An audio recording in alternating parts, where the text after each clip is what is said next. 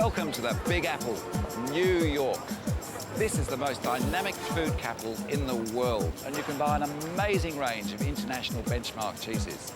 But I'm here to look at American farmstead cheese, in particular, those made upstate in Vermont.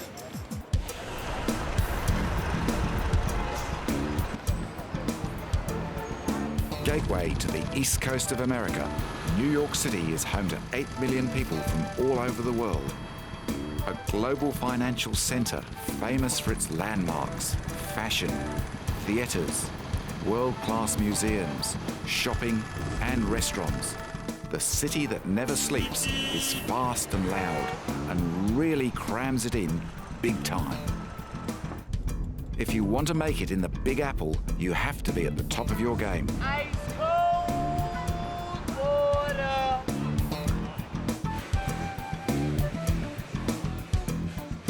The big cheese in New York is Robert Corfeld, who runs Murray's Cheese Shop. And this is my first point of call to learn more about the American farmstead cheese revolution. Robert and his staff have given great support to a growing band of small farmstead and specialty cheesemakers scattered all over the United States. I guess our particular specialties would be the United States. We spend a tremendous amount of time on that. To the public at large, we're at the very beginning, of the farmstead cheese movement here in the United States. And it shows no signs of abating. If anything, it seems to be building rather quickly. And I think like wine, which is often compared to, we're at the beginning of hopefully of a perhaps 20-year cycle of development here in the United States. Murray's also run regular classes on cheese and have been approached by supermarkets with a view to developing their cheese programs on a much larger scale. With more than 270 cheeses from around the world on display at any one time, the question is, how do the local producers stack up? There's an unfortunate understanding of American cheese as being only big and industrial. I mean, we have in this country American cheese, which is the orange cheese food with vegetable oil, but in fact there's a huge growing farmstead and artisan cheese industry. We're really focusing more and more on American cheeses because they're getting better and because there's more to choose from, but because we can really develop relationships in a way that we can't with European producers. It's great to witness a growing interest in traditional cheeses, and my visit to Murray's was proof that this world trend is well and truly happening here in America too. But now it was time to head north to the state of Vermont and meet with a few of the local cheesemakers responsible for this movement.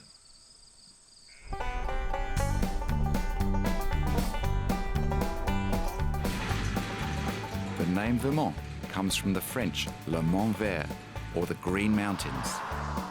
Famous for maple syrup and of course the odd moose, this was the first state to outlaw slavery back in 1777.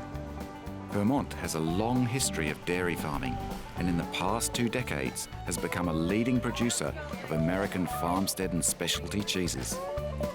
There are approximately 40 farms, of which 75% make cheeses using their own milk. Early pioneers of the Vermont farmstead cheese movement are Cindy and David Major. They make a delicious cheese called Vermont Shepherd, based on a recipe the couple studied in the Pyrenees region of France. I had the opportunity to go to France for just a couple of weeks. We went from farm to farm in France, making cheese with different farmers. And they saw pictures of our farm, which was quite similar to in size and type to their farms. And so we learned a great deal, came back, and the cheese has been great ever since.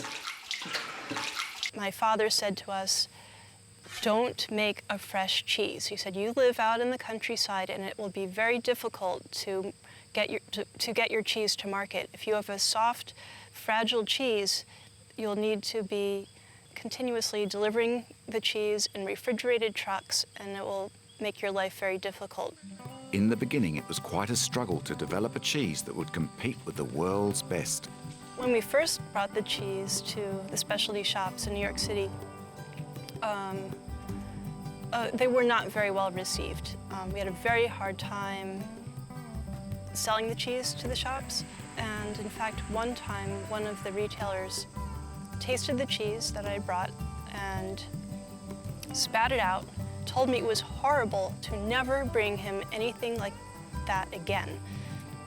And he said, I know you can do better. I walked out of his store and I burst into tears. But then I thought to myself, I'm going to show that guy, I'm going to make the best cheese, and we're going to relearn how to do this, and he's going to love it. From these humble beginnings, Vermont Shepherd is now in demand across America. And the majors have gone on to train other local cheesemakers. Well, we were one of the first to get started with artisanal or farmstead cheeses. For several years, we actually had an agricultural development project that was centered here, where we trained or taught people who were interested in milking and making cheese of this type. And now a number of them have gone off to be cheesemakers in the state. At Vermont Shepherd, David is in charge of cheesemaking and running the farm, while Cindy looks after the marketing and the all-important customers. And after spending a day with this hard-working couple, it's easy to see why their operation is considered a flagship amongst the cheesemakers of this beautiful state.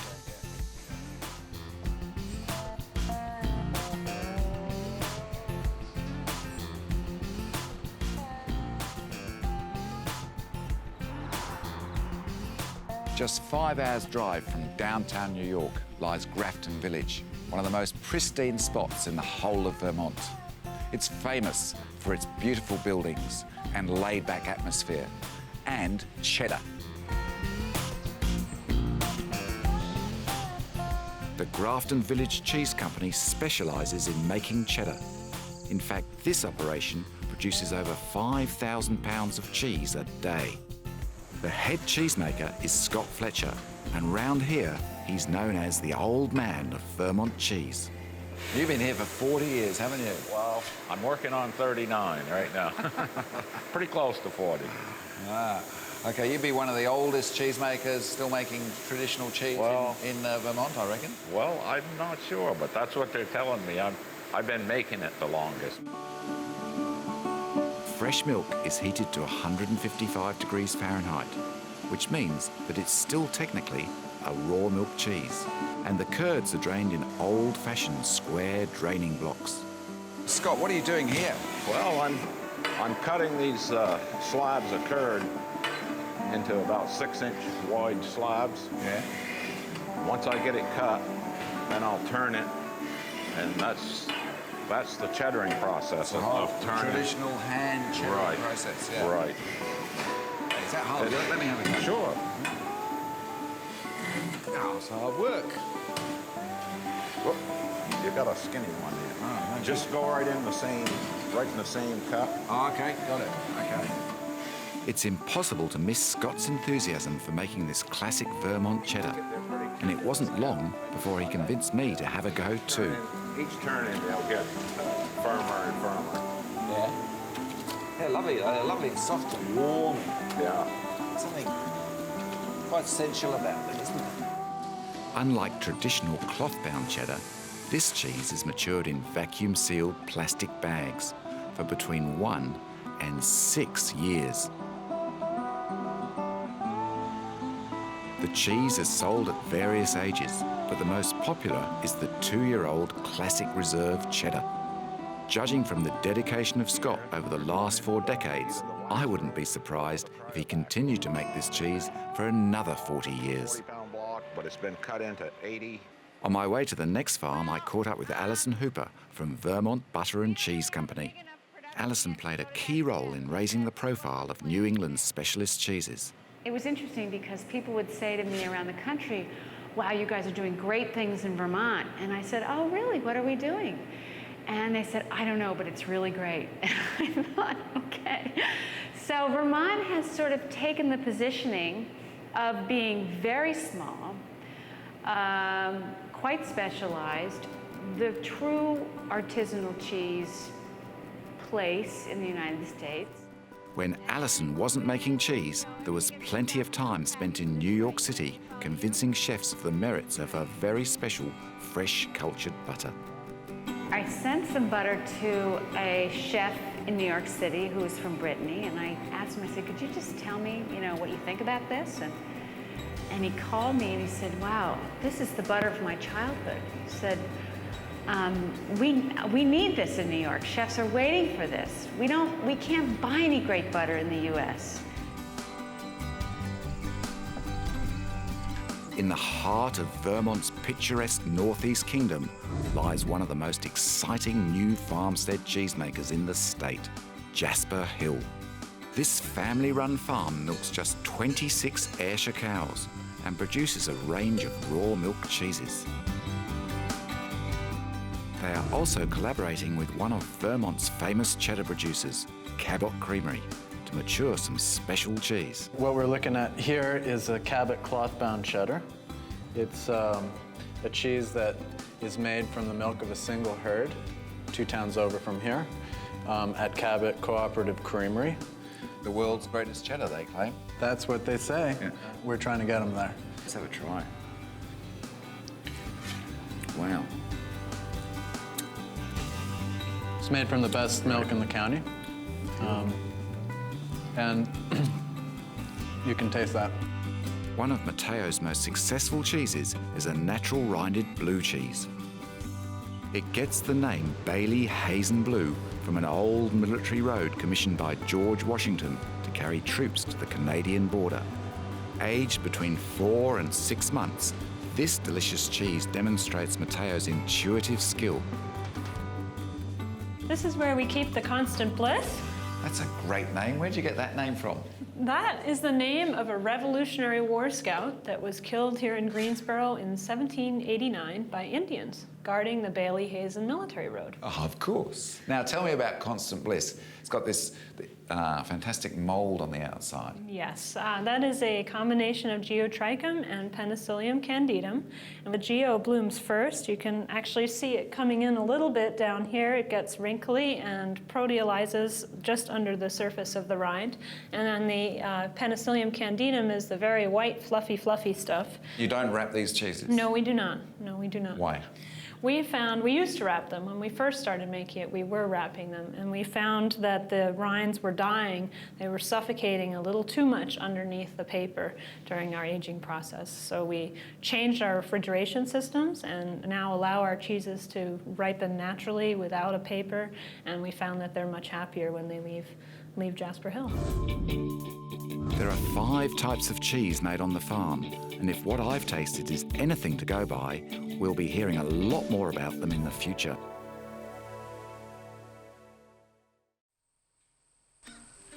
I've travelled to northwest Vermont to visit Shelburne Farms. This amazing place is a historic landmark and also a producer of farmhouse cheese with a difference. The secret behind this multi-award-winning cheese is the use of rich, raw milk from brown Swiss cows. Now what, you may ask, are a herd of 125 brown Swiss cows doing in Vermont? Well, during its heyday at the turn of the century, there were Southdown sheep, Jersey cattle, Hackney horses, pigs, poultry and gaming pheasants all grazing on this unusual property on the shores of Lake Champlain. This whole farm was founded and built back in the late 1900s in the Gilded Age in the United States by the Vanderbilts. And it was established to be a model agricultural demonstration farm back in the day. And the family, the descendants of the Vanderbilts, the Webbs, established a nonprofit organization who was aimed at preserving this great piece of land and the model buildings and architecture and landscape that we have here. The setting and the architecture are spectacular, and it's clear that the founders of the estate, William Seward and Lila Vanderbilt Webb, shared a vision for its future. In addition to its recent role as an environmental education centre, there's a small dairy that produces cheddar cheese, including a traditional cloth-bound cheese made from raw milk. It's much more of an English style, traditional style cheese, and we found that it's been doing really well in the U.S. marketplace. The only other variation that we do besides the cloth bound and the differently aged cheddars is a smoked cheddar. We have an organization called the Monks of New Skeet just across the lake in New York that smokes our cheddar for us over hickory and apple. And they've helped us create a smoked cheddar that's won a number of awards. Along with many other attractions, the cows, dairy and cheddar making is a must-see if you're visiting Shelburne Farms.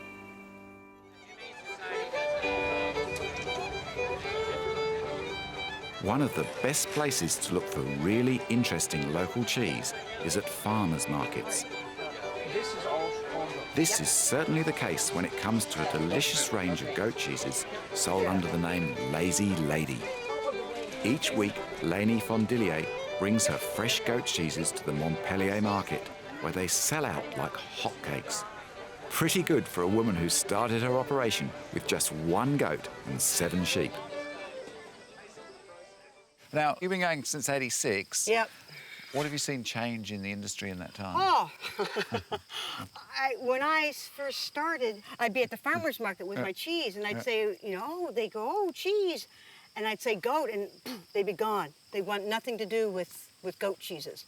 And if it weren't cheddar, then what is it? You know, they didn't understand because all we knew was cheddar, Monterey Jack, Colby. Yeah, and now? Oh, you know, they just eat out of your hand. What do you have? What do you have? Yeah, so it's great. So now, can you make enough? No. Well, that's a good sign, isn't it? Yeah. Yeah. And how do you see the future? More goats, or you prepared? This is it. This is because we're limited with us being off the grid, and we have to make our own electricity. We can only make so much, and so if to be off the grid, you have to adjust your lifestyle. 28 goats produce about 34 gallons of milk a week, which is enough to make around 700 cheeses. Lainey is a remarkable woman with a great passion for cheese making and sustainable living. This not-so-lazy lady serves as an inspiration for all who care about farmstead cheese. To make really great cheese, you need to start with good quality, stress-free milk. And one of the extraordinary things I found here in New England is how small some of the herds are for the farms that make cheese. Here at Cato Corner, it's fairly typical. They run just 25 Jersey cows. Cato Corner is a small farm in Connecticut run by a mother and son team, Elizabeth McAllister and Mark Gilman. Plenty of hard work and a location that's perfect to service the markets of New York and Boston have helped in developing a great reputation for the cheese made here. I went to a program run by the state of Connecticut called How to Save the Farm and Keep the Cows. And the idea was to help people get into value-added production. Instead of shipping whatever you're producing for wholesale, try to do it in a value-added way. So that gave me the idea that maybe, since I was a kind of a cheese fanatic and grew up as a cheese fanatic, we ought to be milking some cows and using the milk for fancy cheeses.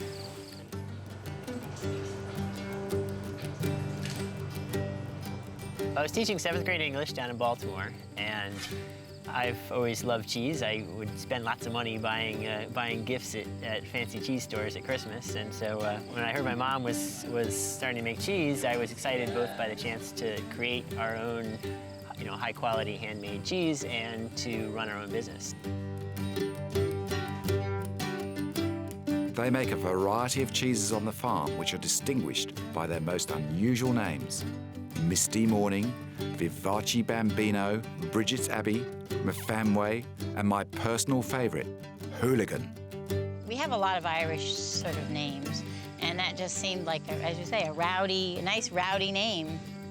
People ask us if it's okay if they keep it in the refrigerator with the other cheeses.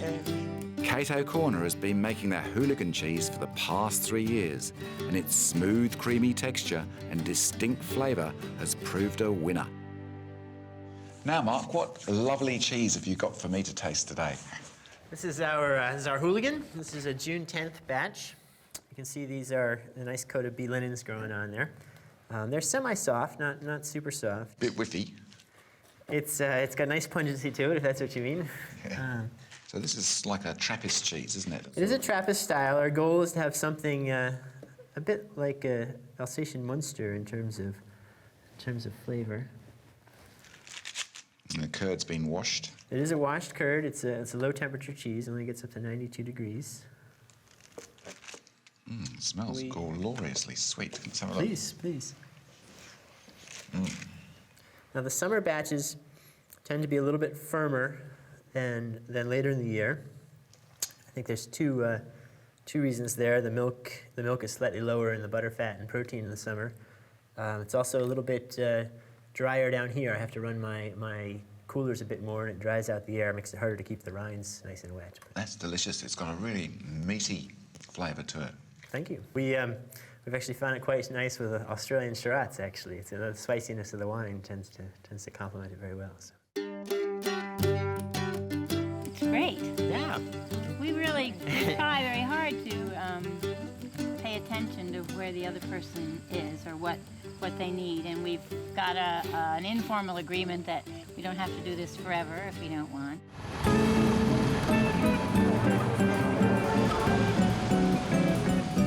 There are two famous cheese restaurants in New York City, the fine dining Picholine and its close cousin, artisanal, a less formal brasserie.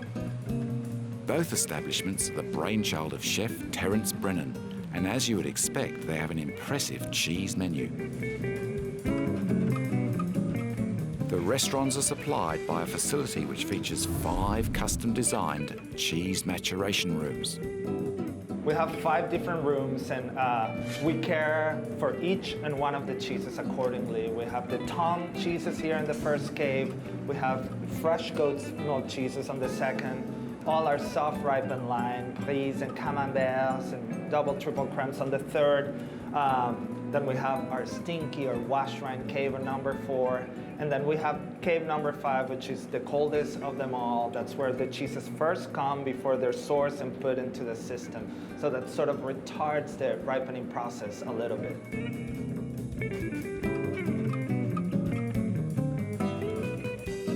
People will come to any of our counters or any of our restaurants and definitely ask specifically for a cheese that they had maybe in Connecticut, maybe in Texas, maybe in Iowa, maybe in California. So, I mean, I think that really says good things about, the work they're doing here in the United States. This is our cheese cart. As we like to say, it's the best cheese cart on West 64th Street. From Spain, the Ibores. We have the fir bark wrapped Krumensville Foster Queso from Switzerland, an aged Gouda. We have the Stilton from Colson Bassett. We have the Piave, which is a mountain cheese from the Veneto region of Italy. Roquefort, Brise, and Camembert, Abbé de Balac. The Ardrahan, the Uplands Pleasant Ridge Reserve from Dodgeville, Wisconsin. Just gets in your mouth, and you can't help but want another pound or two. Picholine was the first restaurant in the United States to have a cheese cave, and one of the first in the city to offer a cheese course. Many of the recipes contain local cheeses, such as this spectacular beef and truffle dish that uses Bailey Hazen Blue, or this delicate fish dish that features Cato Corner's Hooligan. Both elegant and delicious.